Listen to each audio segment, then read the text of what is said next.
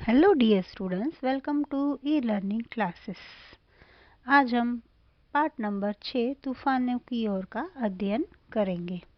यह एक कविता है और इसके कवि हैं शिवमंगल सिंह सुमन। प्रस्तुत कविता में कवि शिवमंगल सिंह सुमन ने सदा संघर्ष में रहकर अपने लक्ष्य की ओर बढ़ने की प्रेरणा दी है। जिस तरह आग में रहकर सोना निखरता है, उसी तरह बाधाएं हमें जीने की नई राह दिखाती हैं तथा आगे बढ़ने के लिए हमारे इरादों को और मजबूत बनाती है। तो आइए सबसे पहले यहाँ काव्य में दी हुई पंक्तियों का गान करें। तूफानों की ओर घुमा दो नाविक निज पतवार, आज सिंधु ने विष उगला है, लहरों का यौवन मचला है, आज हृदय में और सिंधु में साथ उठा है ज्वार, तूफानों की ओर घुमा दो नाविक निज पतवार।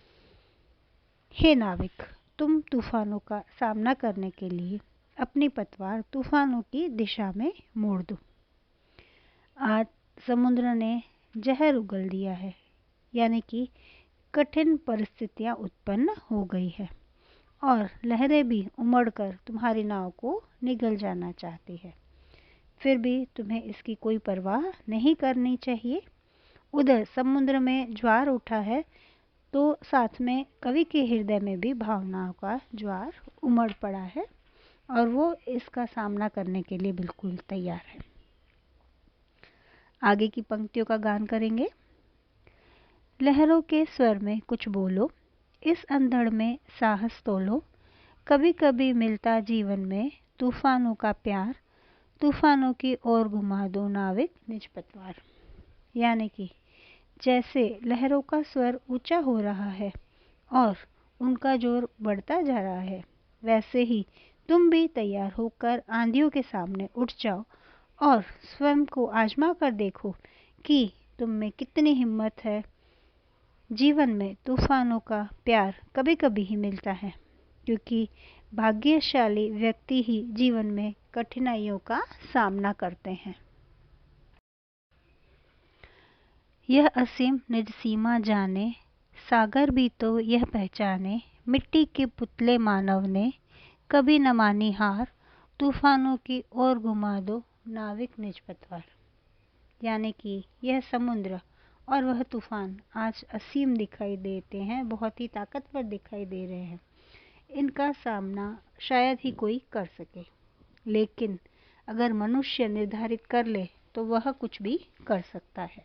हे नाविक, तुम अपनी नाव लेकर चलो और सागर को भी बता दो कि मानव मिट्टी का पुतला है, पर वह समुद्र के आगे कभी भी हार नहीं मानेगा। मनुष्य ने कहीं पर भी अपनी हार नहीं मानी है।